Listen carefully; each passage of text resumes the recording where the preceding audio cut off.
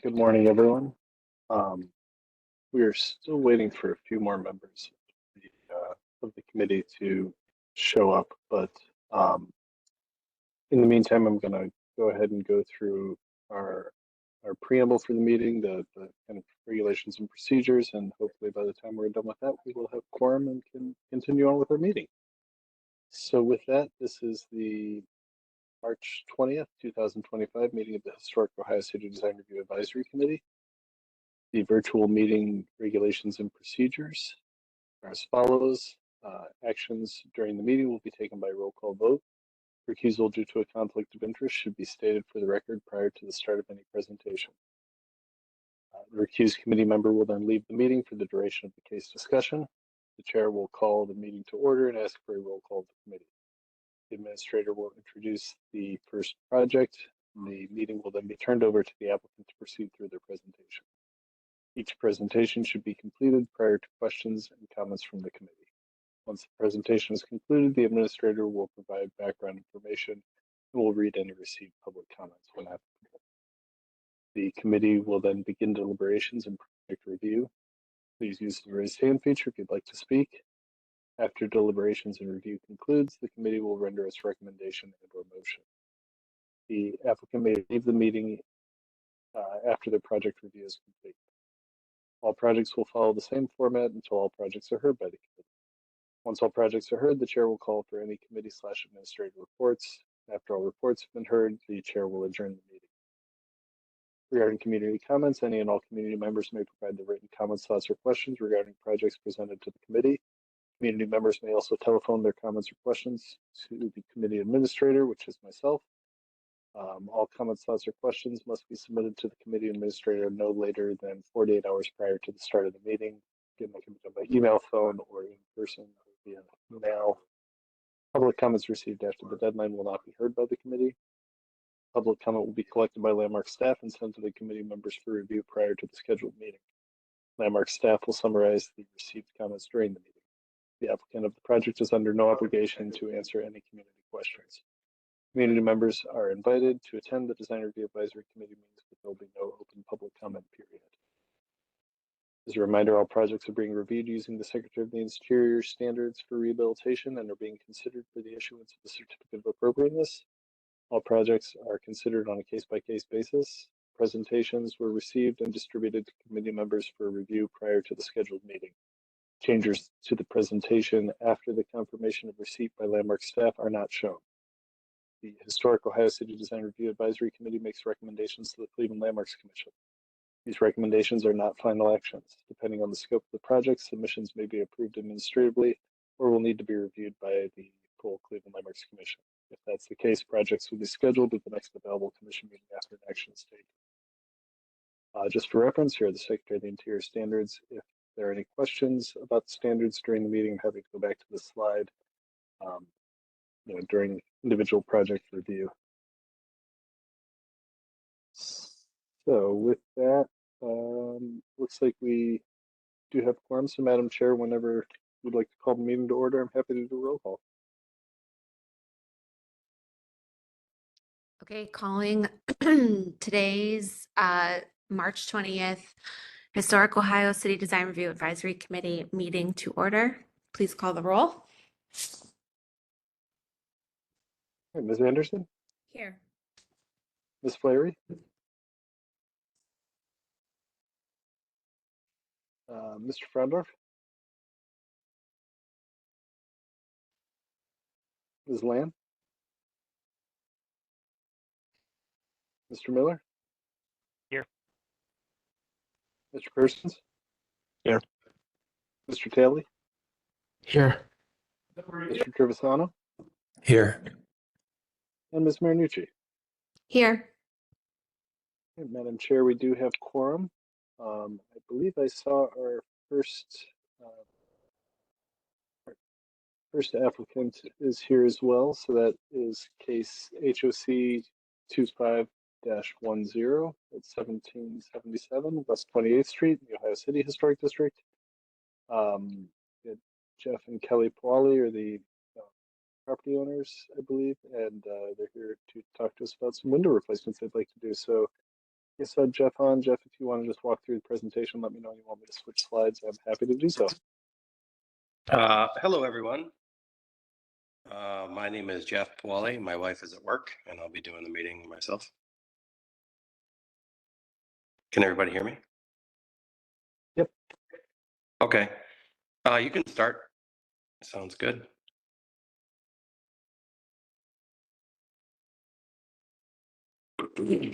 Okay, so basically, my wife and I bought this house, and this is what our agenda plan is for the property and this presentation. Just a quick description, the lot and site, and other improvements that you can see, and I'm ready for the next one. All right, so I applied for a permit to replace the windows, and I want them to remain the same size and in the current locations. I would like for them to just be operable and healthy and safe and efficient for the occupants of the home. Next. The entry doors I want to keep because they're beautiful. There's a set of double entry French doors on the front with a nice transom. And then there's a rear entry door. It's kind of on the side, I suppose, that's also has a nice transom. My plan for those is to sand them, repair them, and then if I can, get them back to wood and then clear them, which is what I typically do to doors, and then paint the interior of the door. I would like to I usually replace the existing panes of glass with insulated panes, and then I do various systems of like weather stripping.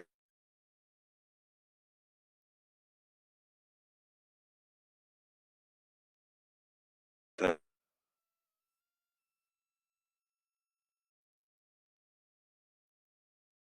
think we lost you there for a second, Jeff. Could you repeat that last part? My plan for the entry.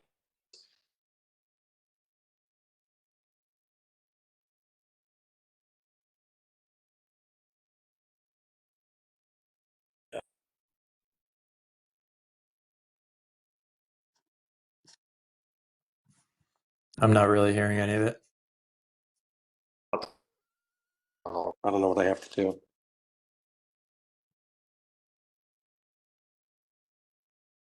I can hear you a little better now. It sounds like Okay. you're planning on basically refurbishing the existing doors on the front and the rear side, correct? Down, get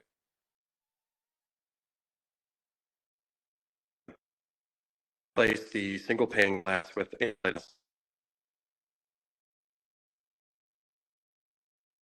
Gotcha. So replacing the single pane glass with insulated glass, but not changing the door otherwise. Okay. No, the door will remain exactly the same. And as a matter of fact, I might put some upgraded historical hardware on it as well to make it look more appropriate.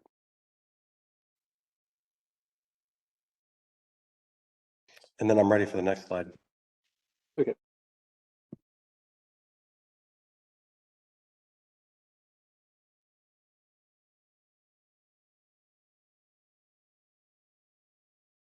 Hello? Yep. Hello. Okay. I changed the slide. Can you see that? The one that says other exterior improvements. Um, Oh, it's okay.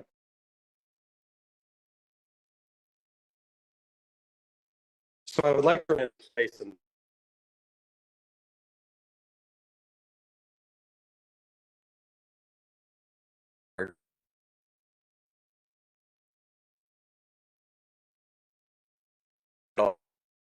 renovation of the apartment. Changing out the cabinets, the floor plan remains. It's already been rewired and everything, so there's really nothing major to do. And I'm ready for the next slide. Okay, obviously location sites following. So this is the house from the top view. It sits on the corner of West 28th and Stone Court, which is an A.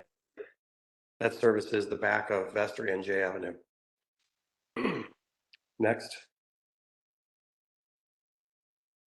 The house, as seen across the street, 28th. You can see the wonderful 1970 shutters on there. And I'm ready. Picture of the side yard and a little more of the front of the house. There used to be a house there. It fell in the 70s or something, I believe, right around the later part of the 70s. Here's a map view of it. You can see where it sits in relation to Lutheran. And then on the right-hand side would be Dave's Market. And then 25th is just one block up. Okay, I'm ready. This is the floor plan from the county auditor side of the size of the building, just to give the dimensions. Next. Again, that's just a picture of where it is with the county records website screenshot. And then here's some coming up are some historical pictures my neighbor gave me. All right, so in 1976, my neighbor, Jim Trisco, his family purchased the property. They own about 7 properties, right? Or maybe it's less than that, but right around that particular neighborhood, they own a bunch, and they did a renovation. They switched it from a 4-family to a 2-family, and then they took off a bad porch that was on there, and they added the lap siding back on. They built the small porch on the front of the house, which I believe they pulled from the rear of the house, and then they put those shutters on there.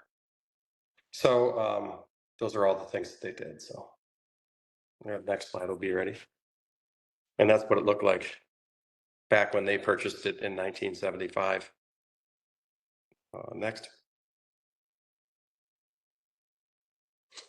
Here's the current images of the house. Obviously, it's the front and the rear elevation. And then the next slide are the other 2 sides.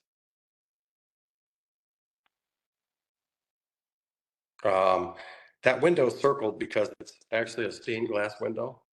And it's facing the neighbor's house, but it's going to remain in place because it's historical and very, it's a pretty window. So I'm going to keep it. All right, and then this is the alley side. And then this is just some pictures of the windows themselves. The majority of them are inoperable. They've been painted shut or screwed shut. They don't have the matching hardware. A lot of the ropes have dry rotted. A lot of the pulleys and are seized up. So I don't think it's possible. Plus the house settled a bunch, and none of the windows are even lining up. So I was a fireman. I have since retired, but in order to get this house safe, I mean, I have to have operable windows, and a lot of the storms won't open either. So I don't personally feel comfortable having a house that, you can't operate the windows, for purpose of egress. But then it's also, the other part of it is, trying to be compliant with the lead-based program. It'll be about impossible with these windows as well. I mean, I guess I could encapsulate them in paint, but that still doesn't solve the operational problem. Okay, the next. Then we have some other examples of windows that didn't quite belong, like some casement windows, and maybe that tilt and sash one may have been original at some point or old enough to be appropriate, but yeah. I'm ready for the next one.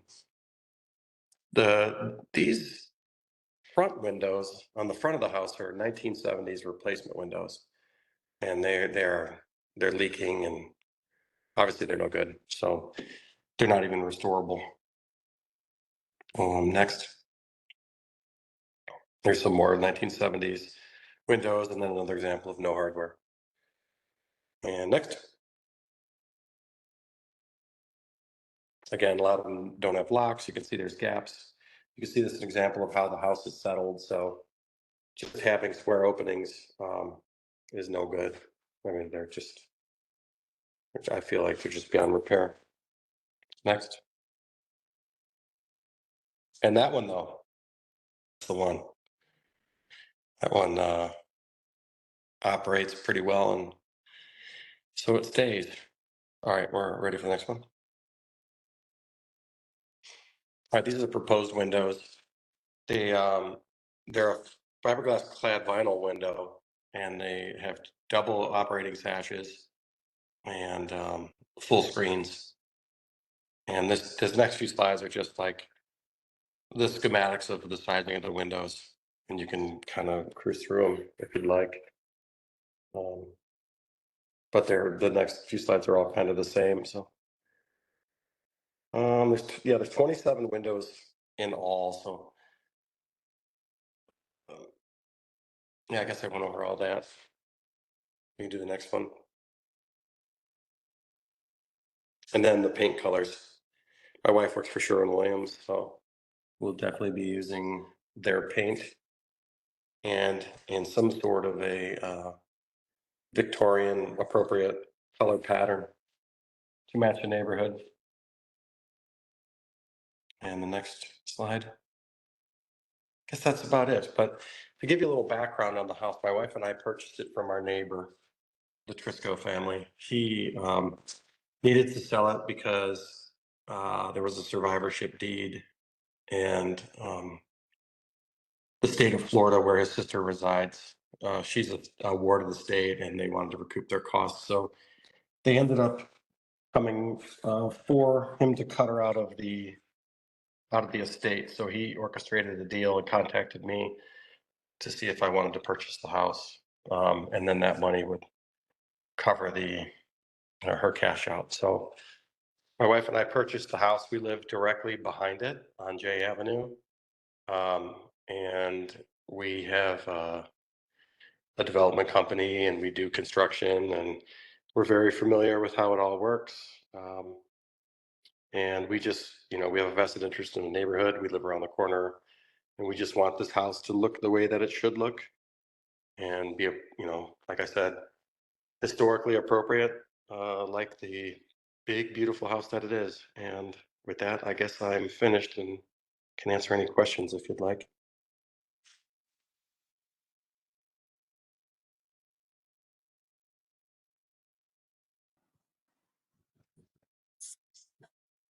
Hey, quick start. Hi there, I'm Angelo. I'm your neighbor on Jay. Oh, hey. I love looking through your pictures because I have an identical photo album with windows that were also 1970s replacement windows. I think we have a lot of the same inside window casings. Oh, there we go. I almost suspect, I don't know, there must have been the same person doing a lot of work around here. Which house is yours? 2915J, the one with the hopscotch and the lights. Oh, yeah. All right. Yeah, I know exactly where that's at. Okay. Yeah, I'm on 2610. I have that black house with the wrought iron fence on the left, going towards 25. Yeah, I'll for the benefit of the rest of the committee who isn't familiar, they have a very lovely house. So a couple, I have windows just like this, and Nia helped us on our recent project that we just finished last year. You might be a handy person. We tackled and redid all the wood windows here. It is achievable if you want to replace your windows. That's you. You obviously know how to do it. A question I had was, it wasn't quite clear from what you submitted to us what color the vinyl windows were going to be. I saw like white/black and was hoping you had some more insight on that. Yeah. So And the other question was, oh, sorry. You're doing this work. You're Correct. installing all these windows. Correct. Okay.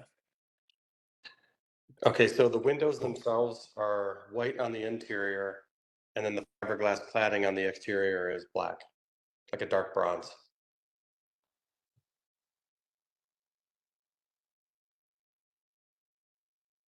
That was my only question. Okay. Oh, I had one more question actually. Just because I looked up this permit. Did you file this permit in December? Yeah, it was a while Is that ago. what it's Yeah. showing? Yeah. I'm curious why it's getting here in March. Was there something that was holding it up? Were you kind of working on So there was just developing this? there was just a bunch of research as far as which windows to go with and which to try to get, because I mean, to be honest with you, like I said, my wife and I purchased this house. It's not involved with our development company. So the entirety of this process is coming from our personal finances. And as you know, like the cost of everything is insane. So I was trying to find the correct windows and doing a bunch of research with that. And then we took a few vacations. We went on a couple trips. And the way that the process lined up for the designer review, it just didn't line up with when we would be in town. So kind of pushed us out a little bit, but that was it. Cool.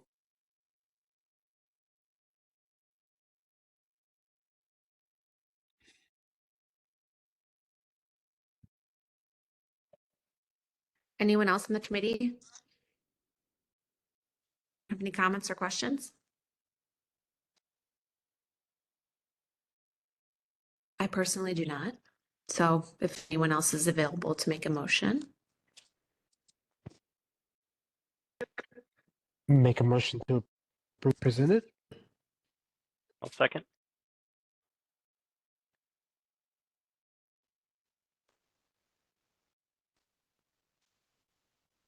All right, you guys are making this easy on me for taking notes. All right, Ms. Anderson, yes. Mr. Frondorf, Yes. Mr. Miller, Yes. Mr. Persons, Yes. Mr. Talley, Yes. Mr. Trebizano, Yes. and Ms. Marinucci. Yes. Madam Chair, the motion passes unanimously. Jeff, given the I guess the scope of the work and the being approved as presented by the committee, sounds like a nice project and very appropriate. So you won't have to go to the Landmarks Commission as long as all the information is up to date in the city's permitting process. I can sign off on this administratively from here on out. So Awesome. shouldn't have to go through any more meetings. Okay, thank you so much, everyone. We'll be in touch to finalize all that. Thanks. Sure. Take care.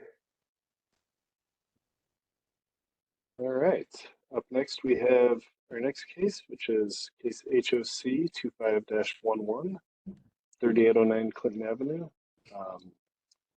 the Ohio City Historic District. And it's an addition on that building being proposed by the owner and architect, Jason Rahal. So, Jason, you want to take it away? Let me know when you want me to change slides.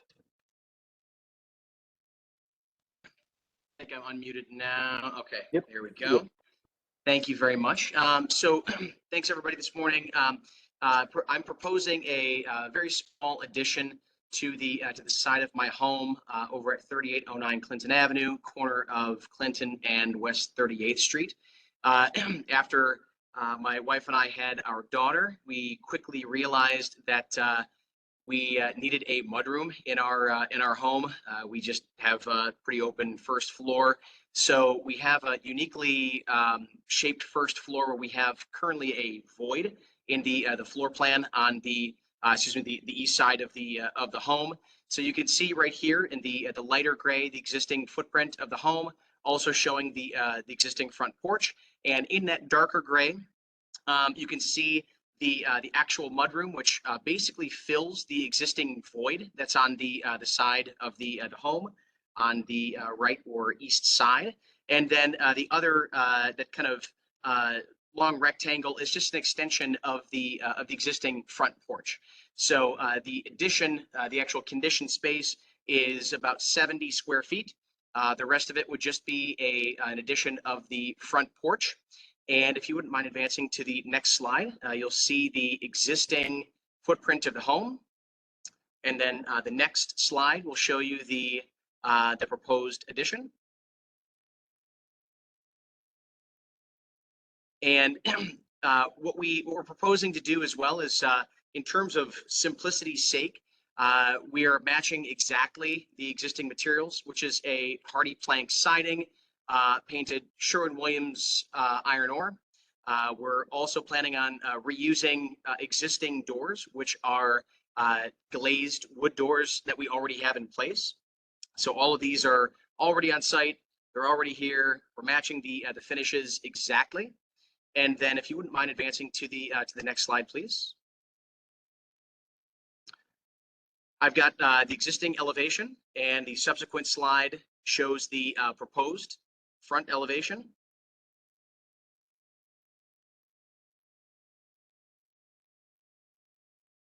So what I attempted to do as well is keep all of the sight lines the exact same on the home.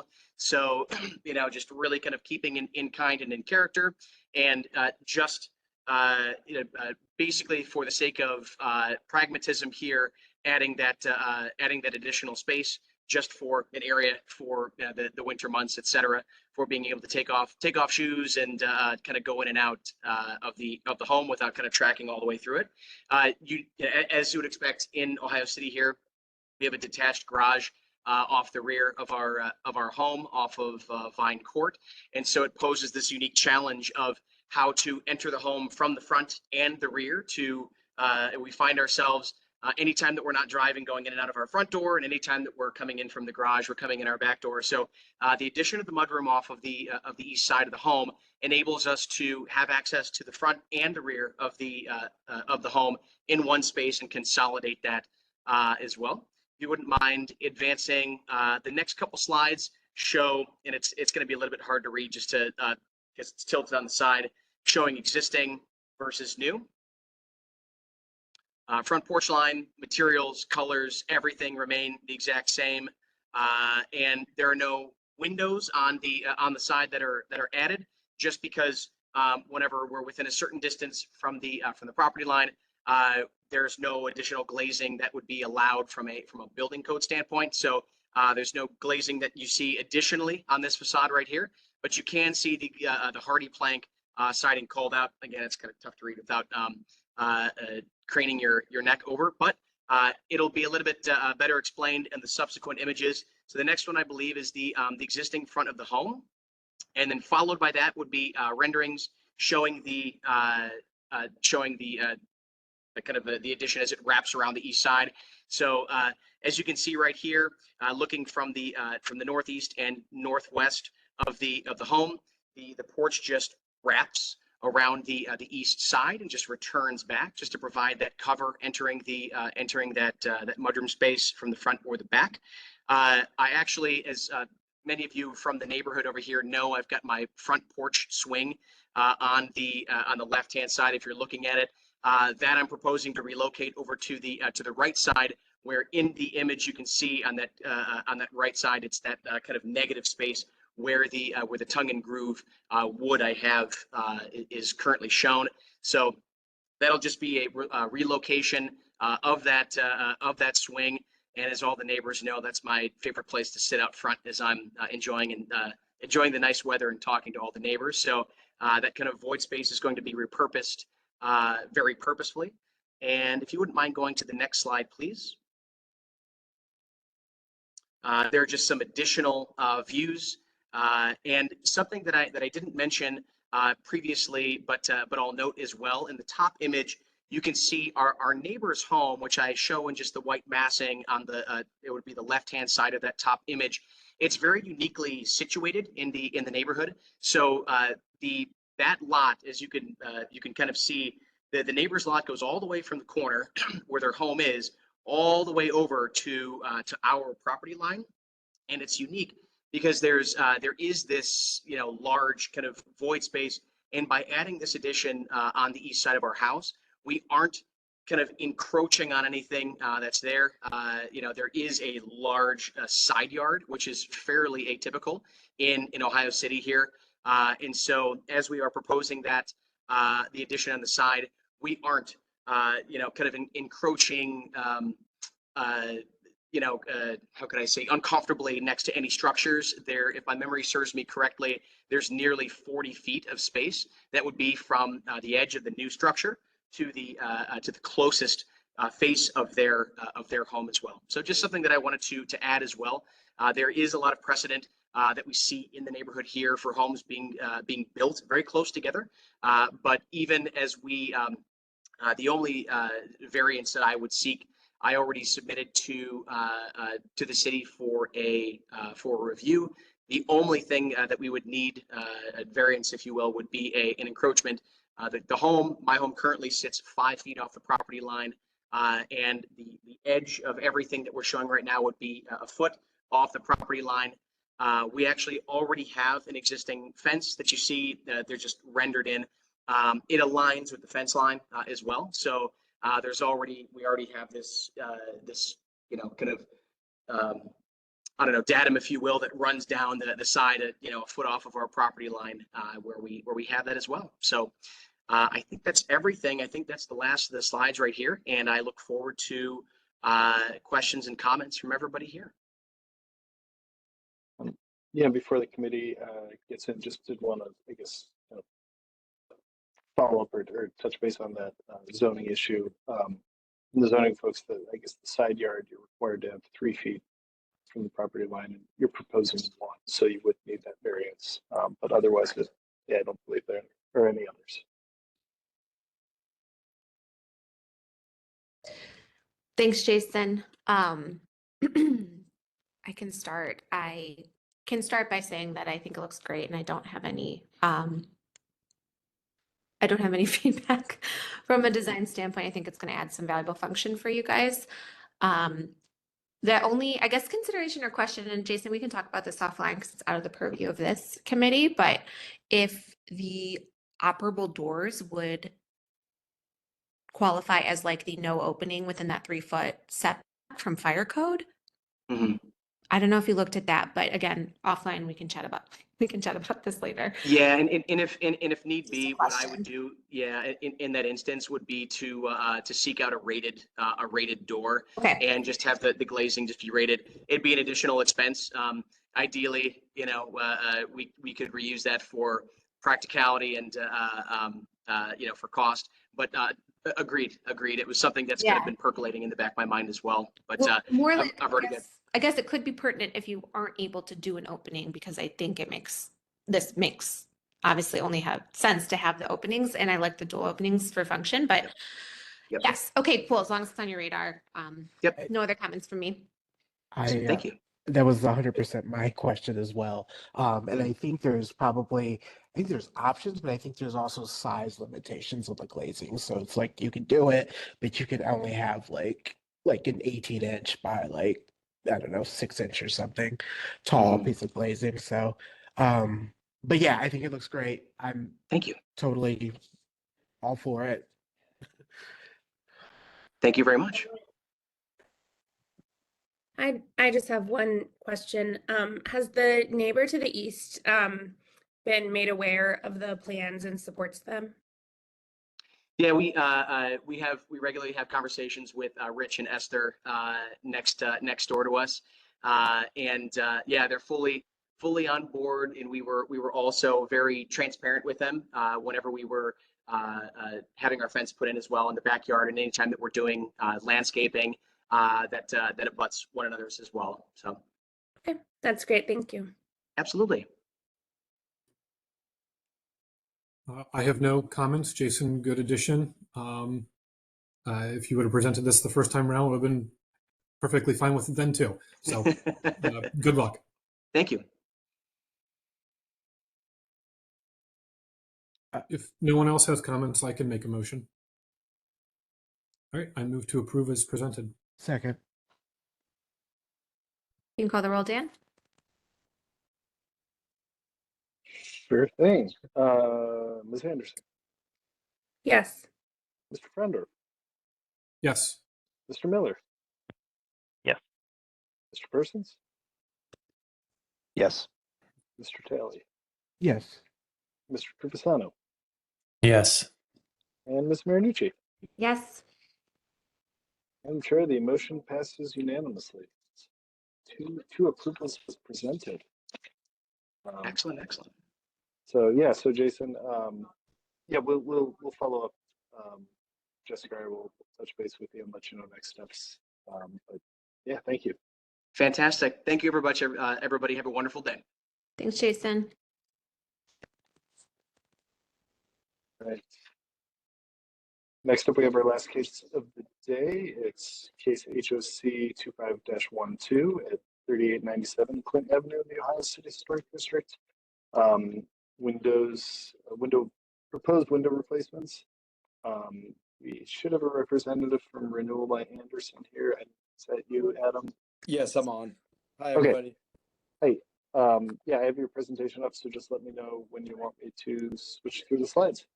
Excellent. We're doing 3 units on the front side of this home. Unit, I think there's a next slide.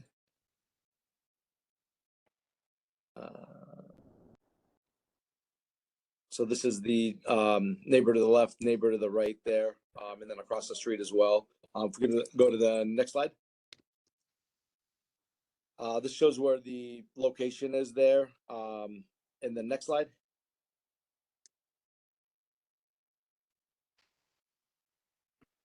The units are on the 2nd and 3rd floor front side of the building. The ones in particular we're looking at is going to be units openings 201, 202, and 300. And we can get back. I think there's another slide that'll show a front image of that, Daniel, on that one. The site plan, it'll show where the walkway is and how that building there is. And if I'm missing anything, I've never done one of these. Please stop me. I hope that whatever I can answer, I will. So here's the front side of the building. You'll see where 201 is, 202, and 300. So that's the existing. And then here's the proposed. Essentially, currently the homeowner has double hung units that go up and down. They're vinyl, white exterior with white interior. We are replacing them with a sliding window side to side. We're not changing opening modifications, doing anything like that. We are simulating the windows. They will look just like the double hung, just like you see in those photos, except instead of going up and down, the units will go side to side. We're not changing color. We're not changing glass. Literally, we're trying to give the same look, because if you look at the center unit there, there's a single double hung, and it wouldn't look right to do sliding windows with a single. So we want to simulate that same look on the entire front side of that building. We don't want to change anything. Next. And then there's a photo of that gliding unit. So it's currently one big unit there with 2 windows that go up and down in it. We're going to replace it with one opening with 1 unit in it with simulated check rail to make it look just like those double hungs. The glass stays the same, high performance, low E, smart sunglass. We don't want to change any of that. And then we can go, the screens on the exterior, I don't know if it matters, insect screens. And then there's a scope of work. Again, Renewal by Anderson, I personally have never done, I've done working the area there, but I've never had to go in front of the board, which I love. This is pretty cool. I like that you do it because that way everything kind of looks the same down there. The windows, the Renewal by Anderson window, it is our Acclaim series window. It's a gliding double unit 1-1, meaning both sides are the same, active, passive, side to side. The exterior again is white. We just want to match what's there. The glass is listed again, high performance, smart sun. There's no patterns. The units call for tempered glass on 2 of the units due to code. We want to make sure we have that. The hardware on the interior, if it matters, is white. It has a standard lock due to size, extra lock due to size. The screen on the exterior is a full screen. We are removing vinyl new construction windows that are in a drywall opening. So we're going to take everything out down to the original rough opening that was there now. And then we will install the new window. On the exterior, we're going to full match, will be used to match exactly what's out there now back to the J channel. Or I don't know if it was a brick on the outside. I forgot that part. But essentially, whatever's there, we want to replicate what's there currently. And then the interior, I don't know if it does matter, we will essentially keep the same way that it is now into those drywall. Construction, insert full frame. So we're not like inserting into a window. We're going to remove the entire master jamb of that vinyl unit and then come in with the whole unit there. Fiberglass insulation will be involved to make sure. Their problem right now is energy efficiency. So we want to make sure we get all that taken. The windows right now that are there, I saw them, they're pretty bad. They don't close. There's been a lot of warp in there.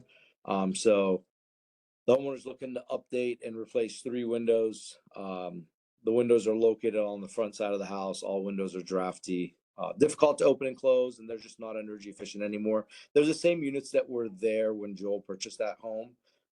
They've done a lot of work to the interior there. It's a beautiful house unit. The homeowner would like to update the windows to modern standards, the ease of operation, increase the energy efficiency while maintaining the traditional look of the home and the neighborhood down there. Our goal is to keep the original look of the home while updating the design so that the homeowner can use each room with more comfort and ease. Next.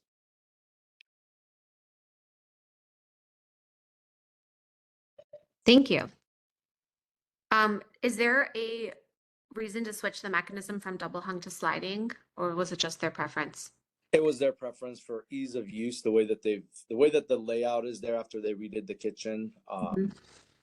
It was just it's just easier for them. Dan, can you go back to like the little rendering he had of like existing and proposed? Sure. Is there more to your presentation, Adam, or is that? This is just material. We can go over if you have questions about the material. We use the Acclaim window is a Fibrex window. It just talks about our signature service if you've never dealt with renewal by Anderson.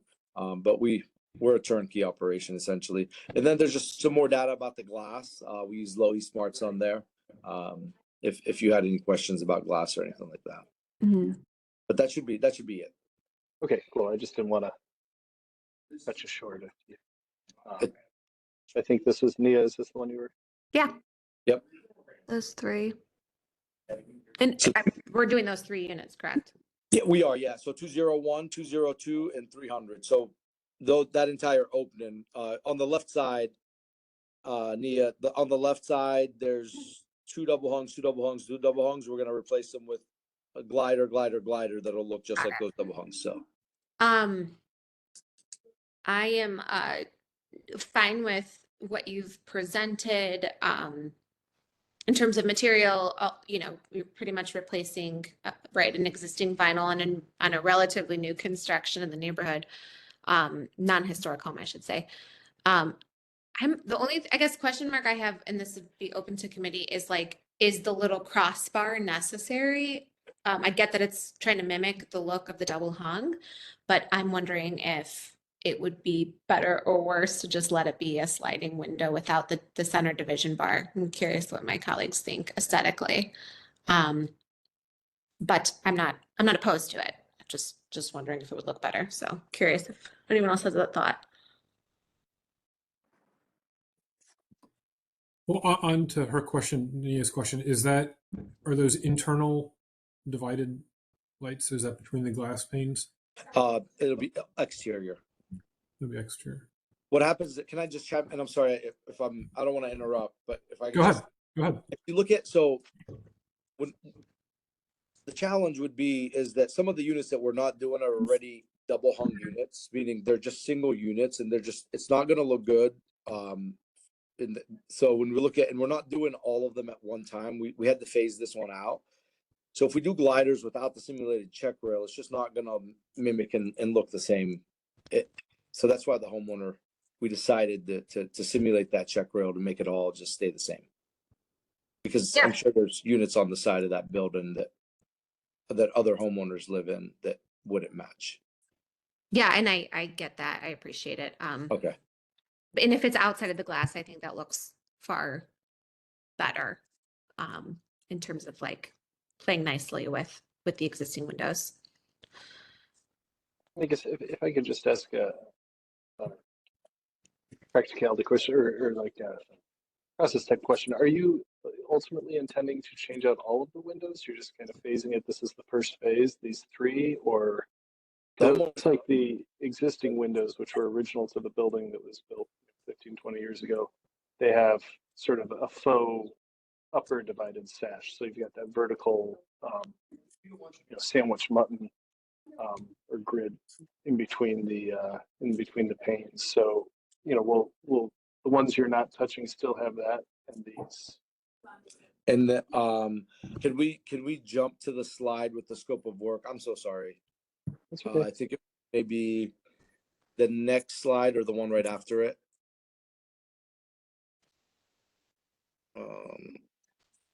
Yeah, that one there.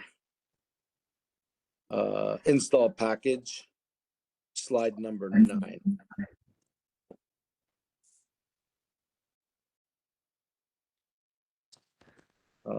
Tempered. No grill. We're just simulating that, just the check rail there. I don't know when the homeowner was going to do the lower ones because they weren't as bad because they're underneath that overhang. And then the tree was blocking those ones there. But we're not doing the 1-to-1 grill down the center and between the glass now.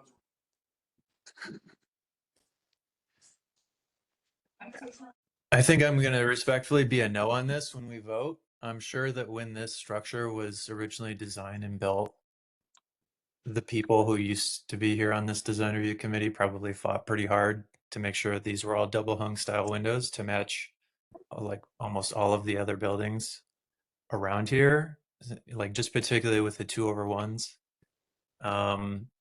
And also like there's no actual like example of the product, and I'm totally unsure how a check rail is going to be simulated on these windows. I don't feel like there's enough information here to say yes. And also, I mean, just going from the double hungs, which is really one of the most important features of windows in this district, over to sliders, like for the front facade, I'm like very hesitant to vote for anything like that. On the sides and rear, sure, go wild. But that's just kind of my viewpoint. There are other people on this committee who probably disagree, but I just wanted to share that. I guess I'll just chime in again as someone who's been involved with this committee off and on for somehow over 20 years now. I do remember when this went through design review, and it was proposed as double hung from the beginning. I think that was sort of just a not even really a point of discussion. It was just assumed that the windows would be double hung because that is, like Angela said, kind of the character of the neighborhood. You know, a defining feature. It was a way for them, you know, to build new, well, respecting the modern forms, elements that you see within the historic district.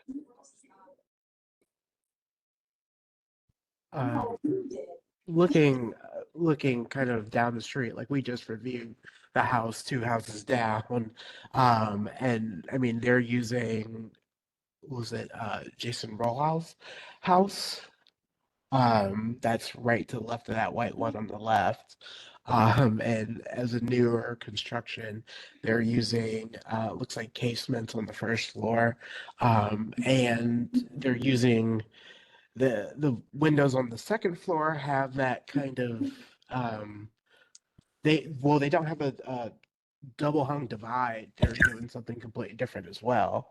I think there's precedent to do a window that is not a single hung or a double hung just because this is new construction.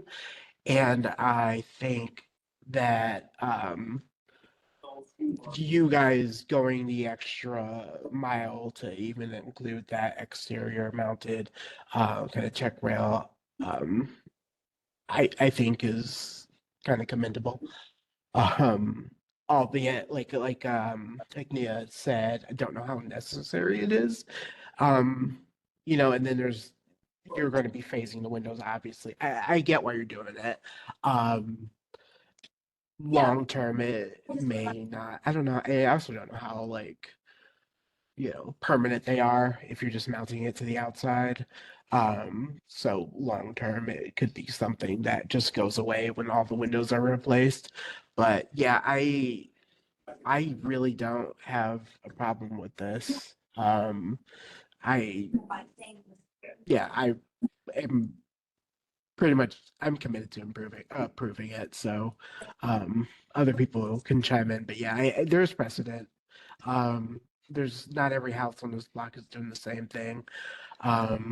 There are I'm seeing an assortment of fixed windows. I'm seeing an assortment of casement windows a bit. So I'm fine to approve.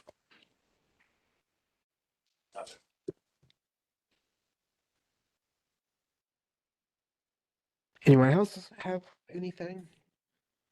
Just so I understand Angela's comments, visually, will you notice that it is that the windows slide left to right or vice versa versus vertically? I mean, No. how noticeable, if I looking at that because I don't have them in front of me, what will there be a visible distinction for No. the sliders? No. Look, I mean, look, one window is going to be set deeper into the building wall than the other so that they can slide behind and in front of each other. Mhm. So you're going to have two window openings, like simulated window openings, with one window appearing to be closer to you from the Yeah. sidewalk viewpoint than the other. So, and then I don't know how you would structurally simulate that kind of dividing structural piece that generally would be a piece of casing to match the left and right side of the casings. So I think just out of the corner of your eye, sure, no one might clock it immediately, but I think it's to anyone who's kind of looking at it, I think they would know it's a sliding window because there's no other situation where two genuine double hung side by side Curious windows about the, would not be set at the same depth within the building wall. That's just kind of me, just kind of stream of thought there. Yeah. I know You it's would the notice it when owners. it's open, right? Yeah. When the windows are open, right? That would make it Yeah. very noticeable. Yep. I'm also I know it's curious the about owners. the, Go ahead, Dan. I'm sorry, the width of, I guess that the actual check rail there that's going to run vertically up and down the window, the width of that compared to the width of what's currently there, which is, you know, like the sandwiched vinyl windows together. That's a heavier mullion than I think the check rail will be, right? Do you have those dimensions to compare? Or? I don't have the dimensions.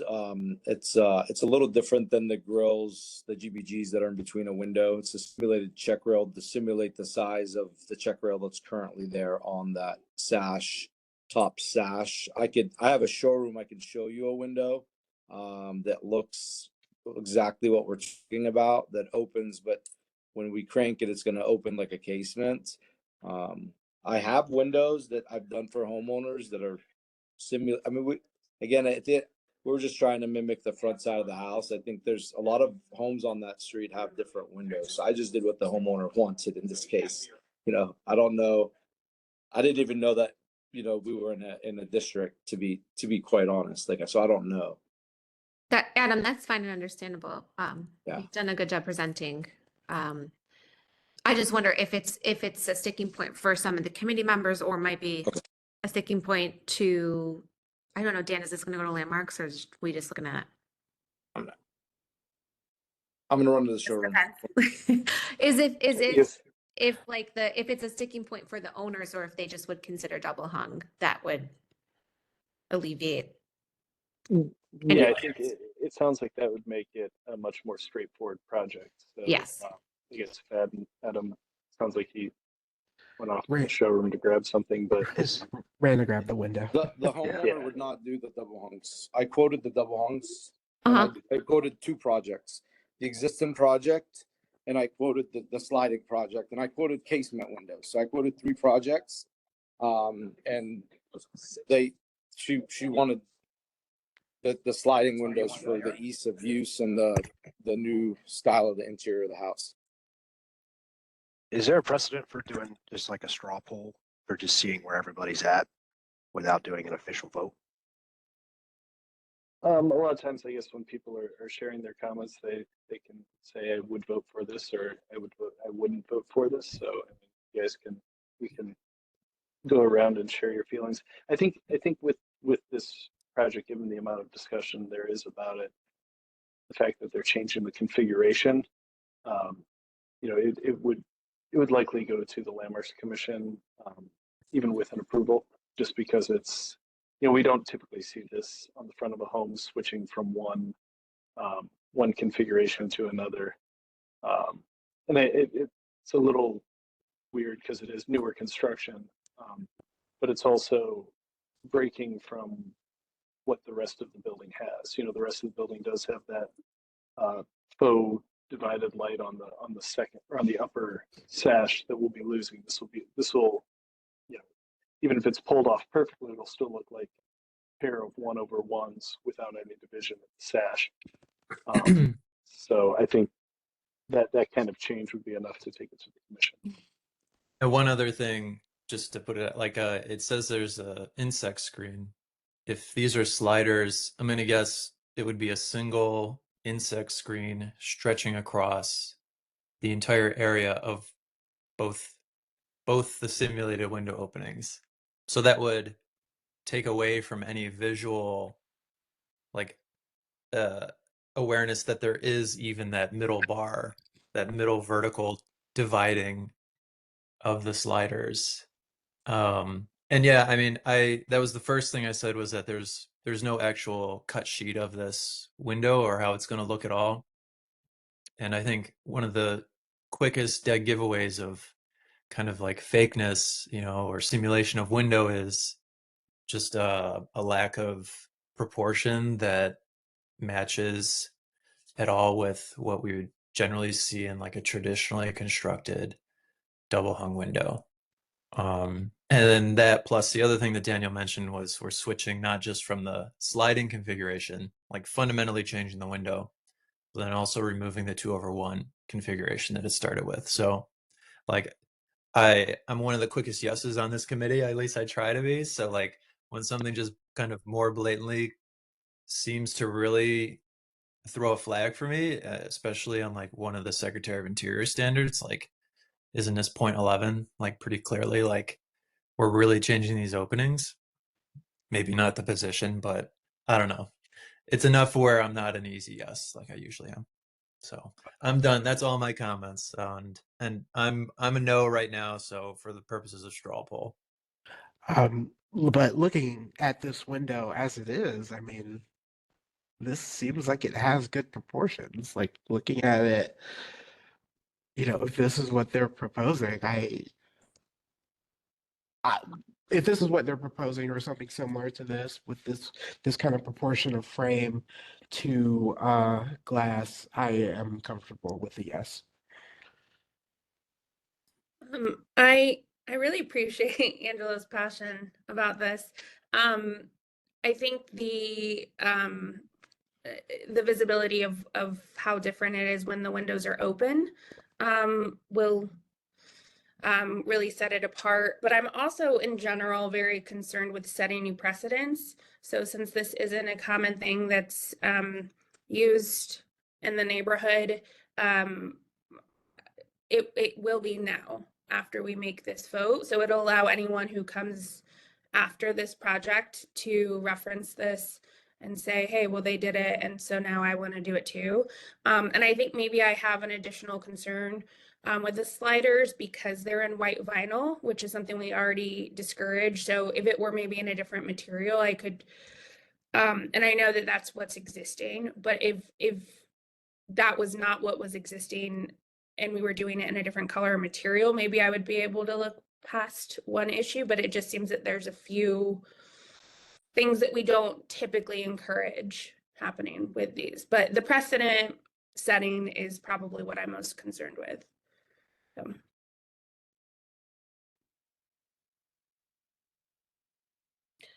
For the straw poll, No, go ahead, Alex.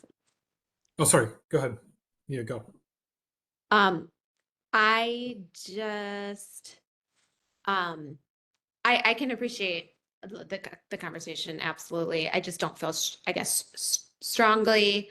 To me, this non-historic facade already has like what I would consider non-desirable windows, vinyl with a grill between the glass, you know, sash, and it's kind of like a neutral transition. I would prefer double hung or the casement because I think both are a lot more appropriate than the slider in the district as a whole.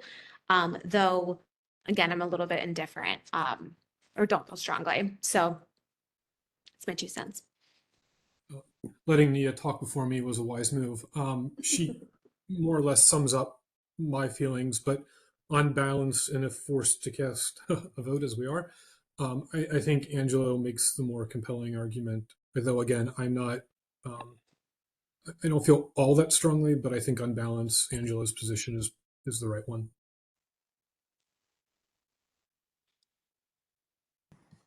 Anyone else? Chris, are you? Yeah, Brand? I don't have a strong feeling one way or the other on these. I agree, with your position that this, although in a historic district, the kind of the age of the building provides a different weight to the character of the windows. So that's the efforts to create the same proportions, kind of provide a little bit of runway to going to a slider. And I think, having done sliders, having done casements, having done tilt turns, having done all kinds of windows jobs, I think the shadow lines that we're talking about here, going to sliders are going to be minimal. So I'm a yes on this one. And for the purposes of the straw poll, I'll kind of mirror what Chris just said. I think based on the fact that it's kind of a non-historic face and building as it is, and it was helpful to see the window pulled up in camera to actually see kind of the quality of it. I don't disagree, a double hung would be better, but I'm not strongly against this either. Anyone? Maura's not here. I think that's everybody on the board or on the committee. Dan, I wasn't keeping track. Was there a consensus, or are we can also kick them to landmarks with a mixed vote?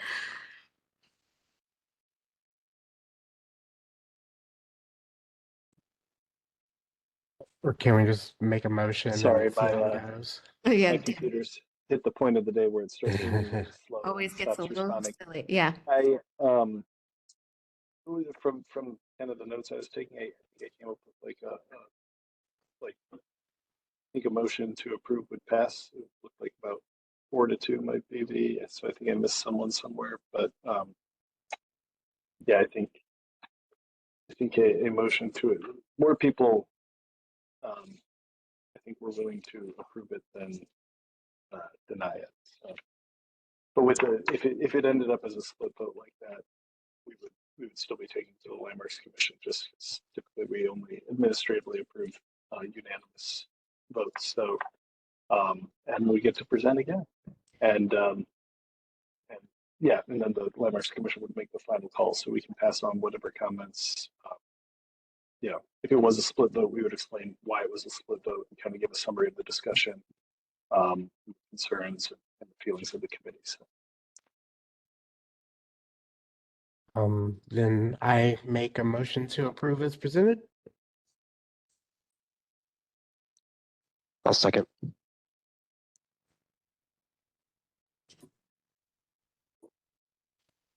All right, I'm not seeing any other discussion. Ms. Anderson? No. Mr. Frondorf? No. Mr. Miller? Yes. Mr. Persons? Yes. Mr. Taylor? Yes. Mr. Trevisano? No.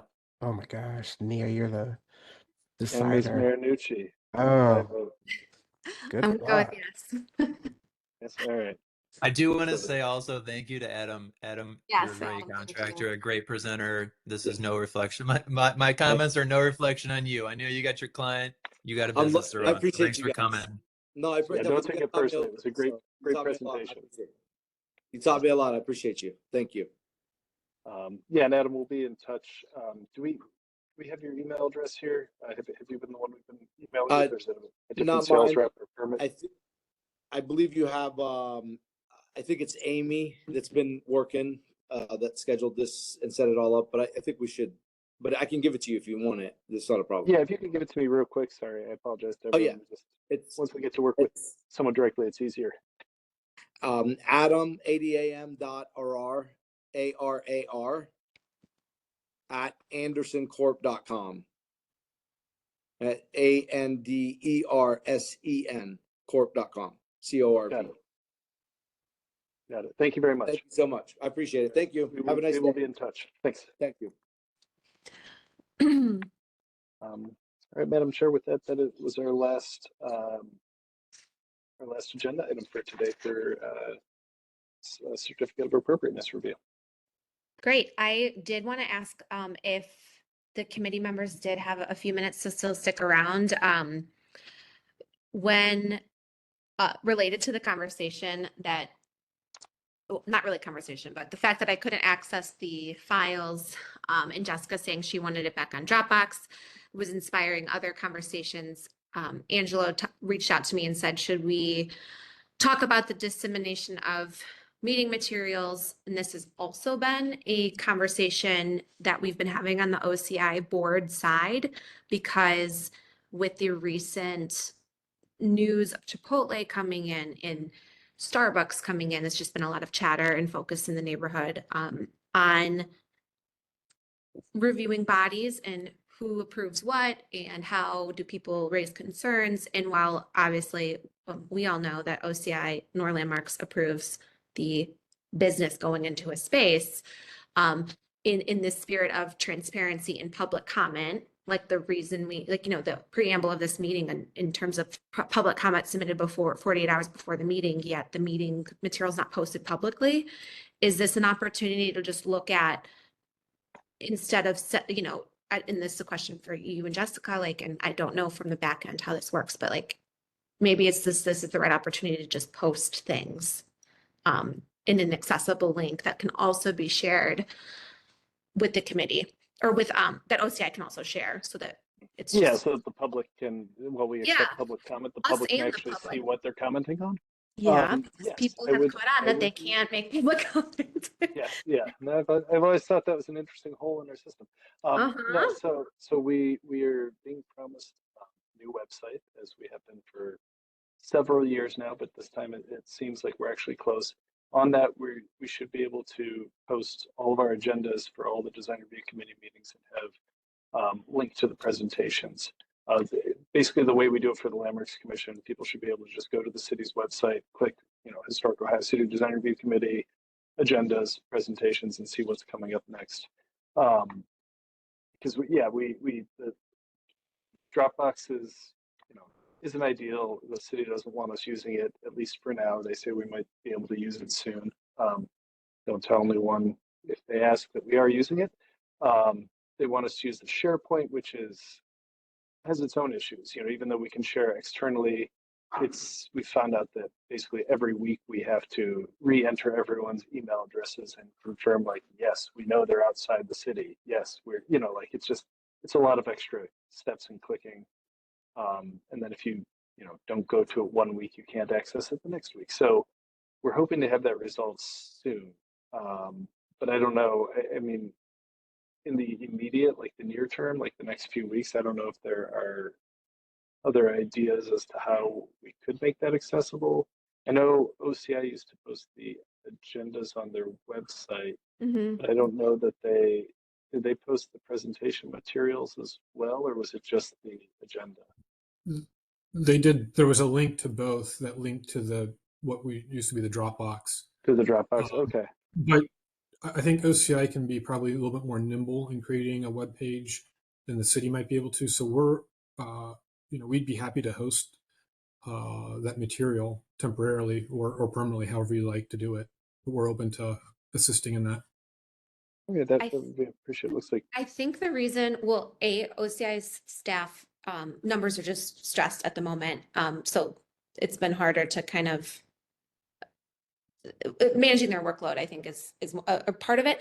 But I also know that when Donna was proctoring the meetings, it also caused a lot of confusion as to who the approving body was and how it was working. So I feel like maybe historically it was the removal of that from OCI's website was tied into that it was then confusing because people thought OCI was running Landmarks or running the design review committee when it's not. Right. Not that that's a reason to not go back to that at this point, just because I do think that distributing information in having transparency and having people give the ability to comment is maybe more important than the semantics, but I do think that that factored in. But maybe it's as simple as, really clearly labeling it, Yeah, like I think, Nia, it was more of a link conflation. it. I think the issues were conflated more when OCI actually staffed the committee. Yes, And right. now that we're not staffing it, we can just have very clear up front, this is the city, we're just providing this information on Yeah. behalf of the city. I think we just want to be careful on the OCI side, just careful about Yes. continuing to be careful about clarity and transparency on that side. But I do, yeah, it would be wonderful, is this something that needs to be done ASAP? Ideally, but like, it would just be great to kill two birds with one stone, us having the information, public having the information, if we can. Jessica, are you? Hi, yeah. Okay, so we have our agendas for our design review committees on the website. We have it in two different ways because working with our staff over here on what we can update on our website, where we have our Landmarks Commission agendas. When you scroll down, we have the agendas for all of our design review advisory committees. Now, they don't have links currently to the presentations for the ones that were during our time when we were not supposed to be using Dropbox. Now that we are, air quotes, still not using Dropbox, but the Dropbox link will be available.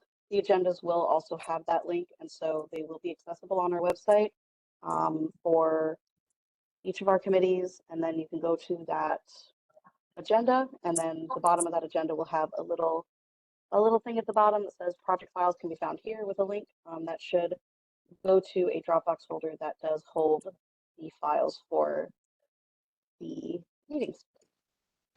That'd be great. And then presumably we could get the hyperlink from that. Alex, if we wanted OCI's website to have an easy agenda here, materials here, right? Just take a little legwork. Okay. Yes.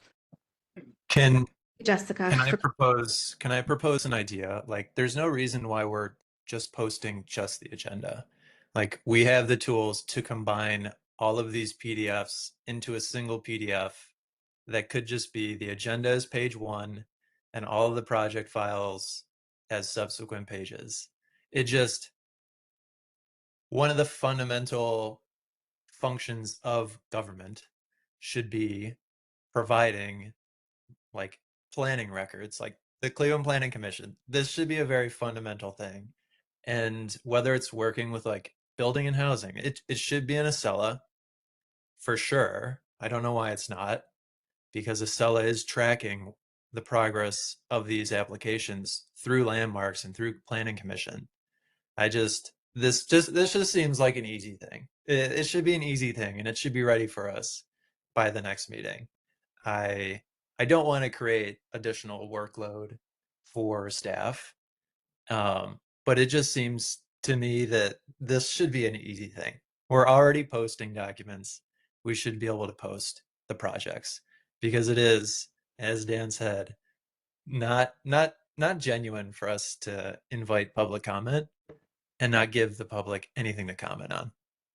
Is there an issue though with combining them because sometimes the submissions are then appended with the final presentation? So if you do one presentation, then the IP gets adjusted or amended. So then you would have multiple versions of that presentation that you wouldn't be able to kind of say, replace this whole presentation with that presentation because you have one large presentation, Dan?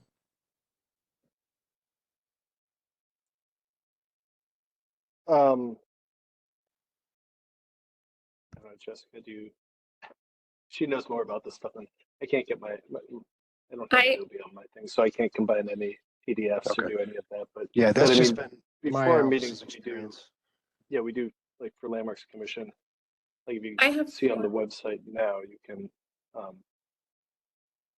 take a second, but you can these are all like combined into one presentation essentially.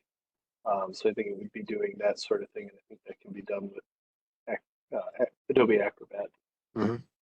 Yeah, it's just an issue of timing and kind of waiting till. Right now, we are following how planning has theirs, where they have their agendas posted for their design review advisory committees, and then they have the presentations for the planning commission. We have the same format at this time.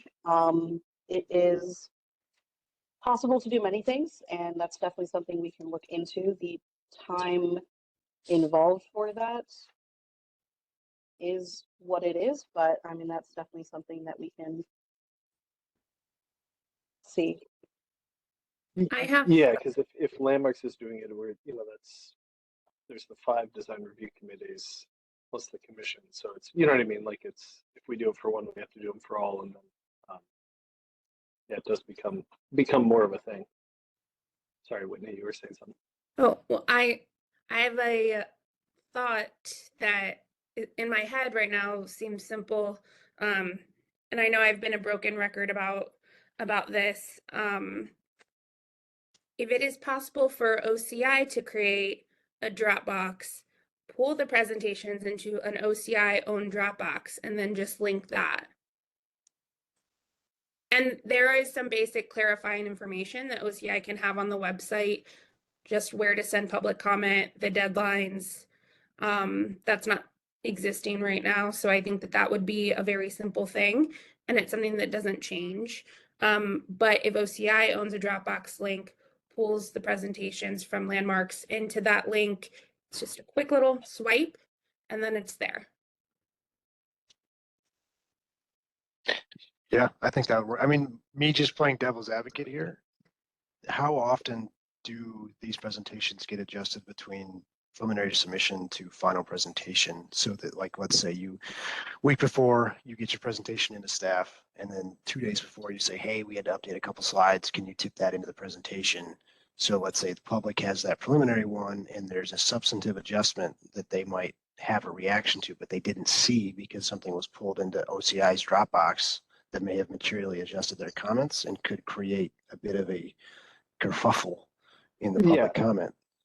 Yeah, so We we only try and limit like that by setting our deadlines 1 week, noon 1 week prior to our meetings. So if someone is going to be changing something,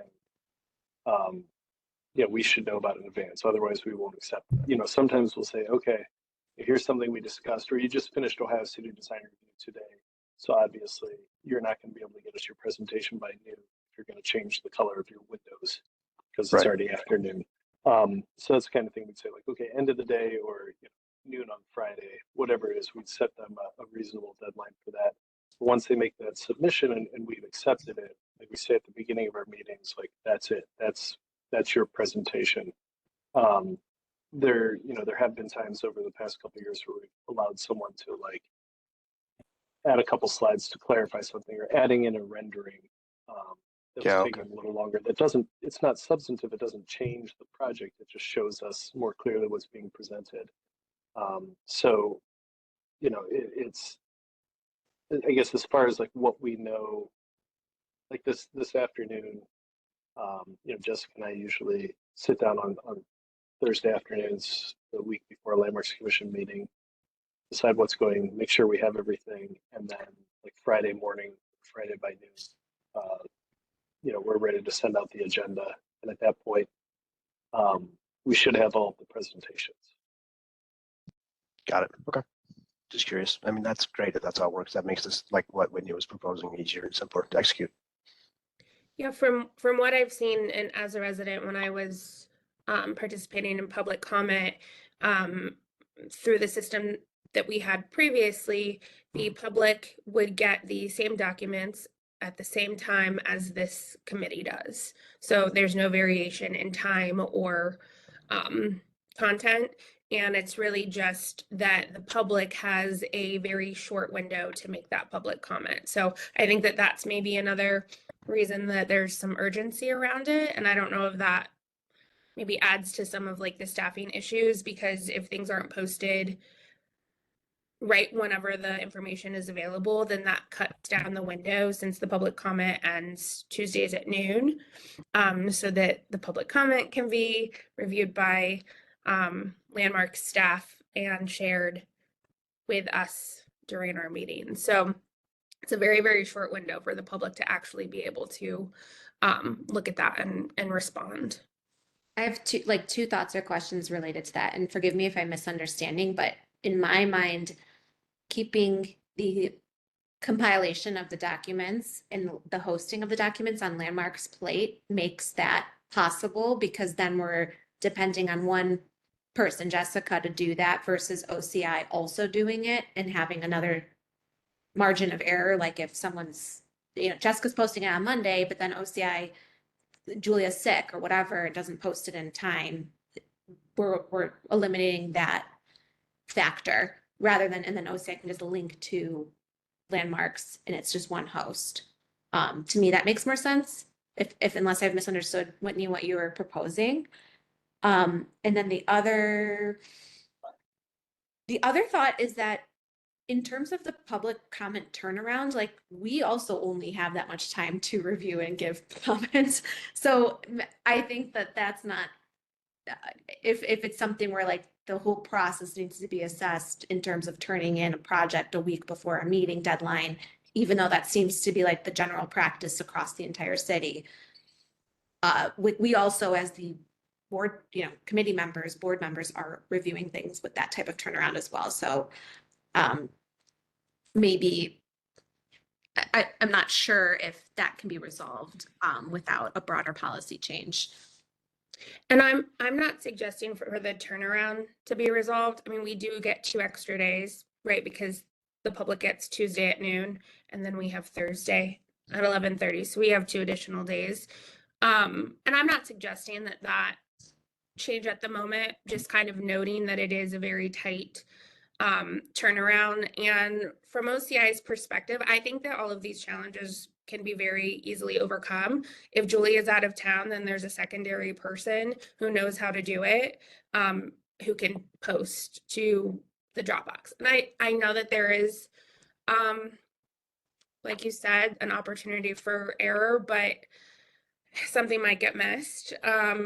But I just don't know if that's like reason enough to not try to pursue a solution. And at least OCI owning the Dropbox is something that's cost effective and doesn't really create more than 10 extra minutes of work, and having an additional backup person within staff, which I think that could be manageable.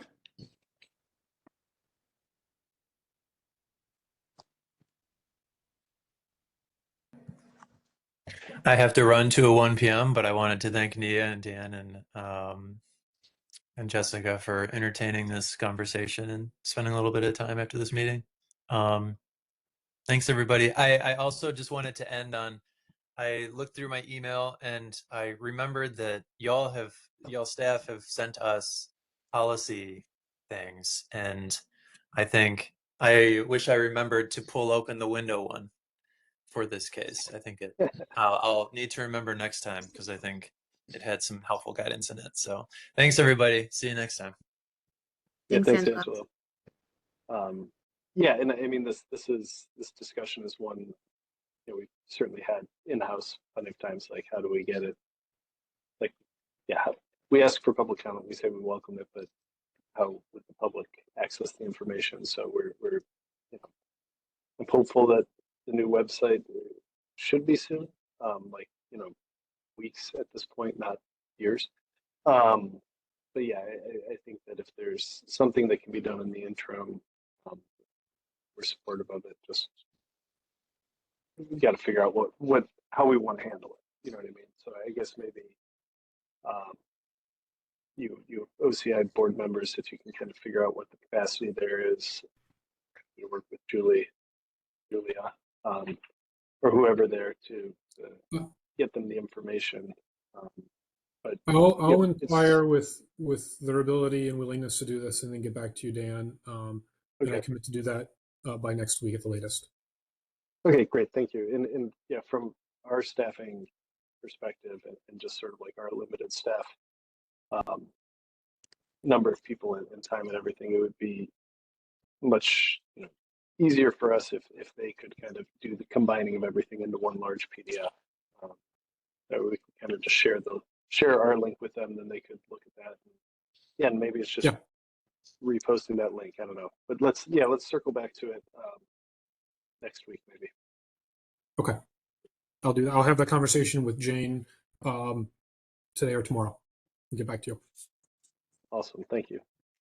All right. Thanks for bringing it up. Yeah. Angela gets credit. He asked me to. Oh, okay. How it made sense. Well, we were talking about it, but yes, it's all relevant. Thank you, everybody. Okay. Oh, I guess Thank I you. can officially formally call today's Historic Ohio City Design Review Advisory Committee meeting is adjourned. Thank you. Thank you very much. Bye. Thank Yeah. you. Bye.